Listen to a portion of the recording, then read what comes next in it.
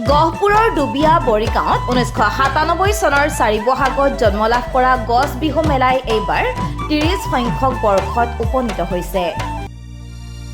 4 বহাগ গছ বিহুৰ দিন গহপুৰৰ ডুবিয়া বৰিগাঁৱৰ প্ৰকৃতিপ্ৰেমী বৃক্ষ মানৱ হিচাপে পৰিচিত বকুল গগৈৰ নেতৃত্বত 1997 চনত জন্ম হৈছিল গছ বিহু।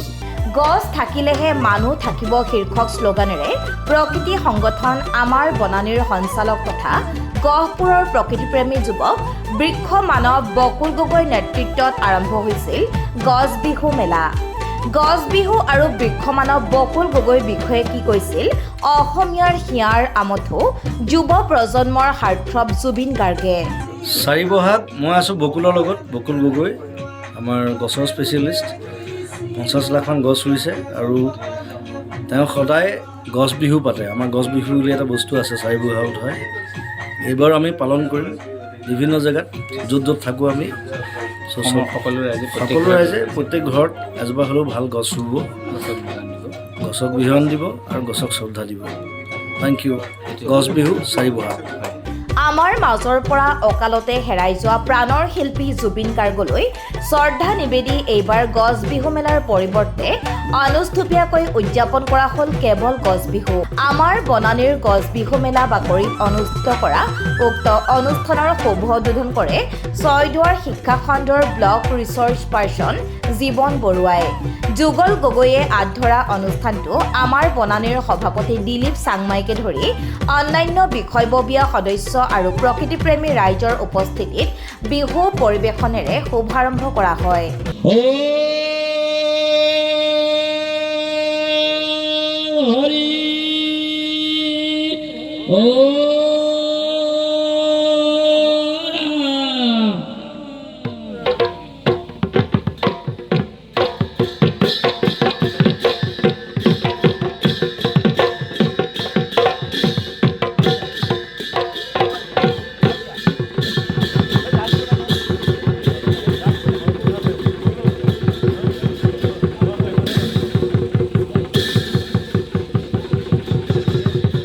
গছ বিহু উপলক্ষে বিহুৱান পিন্ধাব লগা বৰবৃক্ষৰ কাষলৈ ঢোল তালৰ তালে তালে ৰাইজে শোভাযাত্ৰা কৰি নিৰ্দিষ্ট স্থানত উপনীত হৈ বৰবৃক্ষৰ তলত চাকি ধূপ জ্বলাই যথা ৰীতি নীতিৰে প্ৰকাণ্ড বৃক্ষজোপাক বিহুৱান পিন্ধোৱা হয়। গছ থাকিলেহে থাকিব মানুহ, লক্ষ্য আৰু সংকল্প নাই জানো। আমাৰ বনানী আমাৰেই নাম, গছ বিহু আমাৰ প্ৰাণৰ প্ৰাণ। সেউজী ধৰণী কৰাই আমাৰ কাম, সেউজী ধৰণী কৰাই আমাৰ কাম। গছ বিহু পাতিবলৈ আগুৱাই যাম, গছ বিহু পাতিবলৈ আগুৱাই যাম। গছ বিহু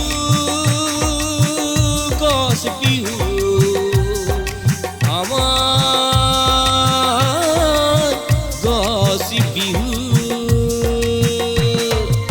উক্ত কাৰ্যসূচীৰ পিছতে অসম কণ্ঠ জুবিন গাৰ্গৰ স্মৃতিত গছ বিহুৰ বাকৰিত নাহৰ গছপুলি ৰোপণ কৰি সকলোৰে প্ৰিয় শিল্পীগৰাকীলৈ শ্ৰদ্ধাঞ্জলি নিবেদন কৰা হয়।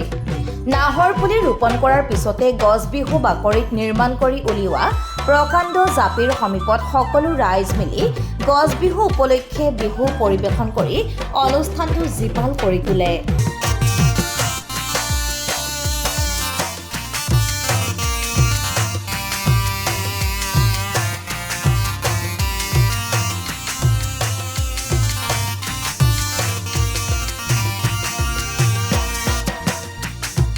বহাগ মাহৰ চতুৰ্থ দিন গছ বিহুতে সকলো হৈ বিলি, একবিংশ দশ পুত্ৰ গছ পুলি ৰোপণৰ কাম।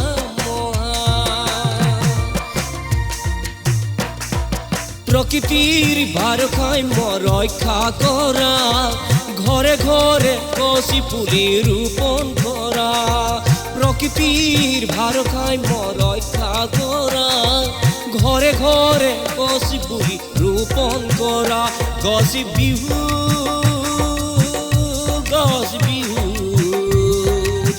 আমাৰ গছ বিহু। চাৰি বহাগ গছ বিহুৰ দিন প্ৰত্যেক ঘৰ অসমবাসীয়ে কমেও এজোপা গছক বিহুৱান দিয়ক আৰু এটা গছ পুলি ৰুওক, সেয়া আহ্বান। সকলোৱে আমি কৈ আছোঁ যে জুবিনবিহীন বহাগ, কিন্তু মই কৈছোঁ জুবিনযুক্ত গছ বিহু।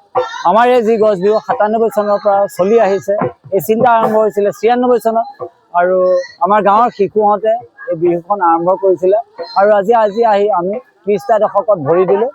আৰু গছ বিহু আৰু গছ বিহু মেলা, 4 বহাগৰ দিনটো গছ বিহুৰ দিন, আৰু 5 জুনলৈকে আমি আজি আৰম্ভ কৰা গছ বিহু মেলাখন আমি 5 জুনত সামৰণি মাৰোঁ। কিন্তু এইবাৰ আমি গছ বিহু মেলাখন নকৰোঁ, জুবিনদালৈ শ্ৰদ্ধা জনাই অনুষ্টুপীয়াকৈ গছ বিহু আমি পাতি থৈছোঁ। আৰু গছ বিহু জুবিনযুক্ত গছ বিহু 5 জুনলৈকে আমাৰ চলি থাকিব। প্ৰত্যেক ঘৰ অসমবাসীয়ে 5 জুনলৈকে গছক বিহুৱান দিব পাৰিব আৰু গছ পুলি ৰুব পাৰিব। এয়া কাম আমাৰ চলি থাকিব, গছ বিহু হিচাপে চলি থাকিব। কিন্তু অহাবাৰৰ পৰা গছ বিহু অকল 4 বহাগৰ দিনটো হ'ব। এয়া আজি গছ বিহুৰ অনুভৱ। ৰাতিপুৱা বিহুৱান দিয়াৰ পাছত মোৰ চাকি বন্তি জ্বলোৱাৰ পিছত যি অনুভৱ হৈছে, সেই অনুভৱে মই অসমবাসীৰ ৰাইজলৈ ৰাখিছোঁ, আগ্ৰহ ৰাখিছোঁ। আৰু মই সকলোকে অনুৰোধ জনাম যে আজিৰ দিনটোত সকলোৱে এজোপা গছ ৰুৱক আৰু গছক বিহুৱান দিয়ক। চাওক, পৃথিৱীৰ অৱস্থা খুবেই বেয়া। যদি আমি গছক শ্ৰদ্ধা সন্মান নকৰোঁ, গছ কটা, পৰিৱেশ ধ্বংস, এই কামৰ পৰা আমি যদি বিৰত নাথাকোঁ, বিৰত থকাতকৈ ডাঙৰ কথা আমি ভাল পাই আমি এই কাম স্বতঃস্ফূৰ্তভাৱে নকৰোঁ, ধ্বংসৰ কামটো, আৰু আমি পৰিৱেশ সংৰক্ষণৰ কাম কৰোঁ, জৈৱ বৈচিত্ৰ্য সংৰক্ষণৰ কাম কৰোঁ, এই কাম কৰিলে আমি জীয়াই থাকিম। নহ'লে 2035 চনৰ ভিতৰত মিনিমাম 50 ডিগ্ৰী টেম্পাৰেচাৰ হ'বলৈ আমি গৈ আছোঁ। গতিকে আমি ইয়াৰ পৰা বাচিবলৈ গছ বন ৰুই আমাৰ পৰিৱেশটো বচাব লাগিব। নমস্কাৰ, সকলোকে সেউজ সম্ভাষণ জনাইছোঁ। আমি আমাৰ বনানীৰ এই গছ বিহু বাকৰিত আজি আমাৰ যি গছ বিহু মেলা, আচলতে এইবাৰ অনুষ্ঠিতকৈ আমি আয়োজন কৰিছোঁ। আমাৰ অতি মৰমৰ, সকলোৰে চেনেহৰ, অৰ্থাৎ আমি বিশ্বৰ তৃতীয়জন ব্যক্তি, যাৰ নামত আমি আজি এজোপা নাহৰ গছ তেখেতক আমি একদম জুবিন বৃক্ষ হিচাপে আমি ৰোপণ কৰিবলৈ সংকল্প লৈছিলোঁ, আৰু সেই কাৰ্যসূচীক আজি অনুষ্ঠিতভাৱে ৰোপণ কৰিছোঁ। আমাৰ বনানীৰ গছ বিহু বাকৰিত আজি 97 চনৰ পৰা কণ্টিনিউৱাছলি আমি এই কামটো কৰি আহিছিলোঁ।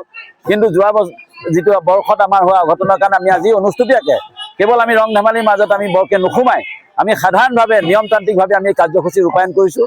জুবিন গাৰ্গৰ স্মৃতি আমাৰ অমৰ হোৱাৰ স্বাৰ্থতে আমি নাহৰ গছক জুবিন বৃক্ষ নামেৰে নামাকৰণ কৰি আজি এই কাৰ্যসূচী আমি আয়োজন কৰিছোঁ।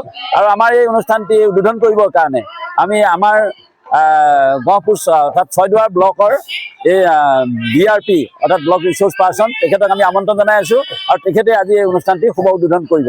ধন্যবাদ সকলোকে। আজি আমাৰ এই গছ বিহু উপলক্ষে প্ৰত্যেকে নিজৰ গৃহত এটি গছপুলি ৰুই আমাৰ সেউজীয়া ধৰণীক আমি জীপাল কৰি তুলিবৰ কাৰণে আমি আহ্বান জনাই সকলোটিলৈকে আমি পুনৰবাৰ সেউজ সম্ভাষণ জনাইছোঁ। ধন্যবাদ।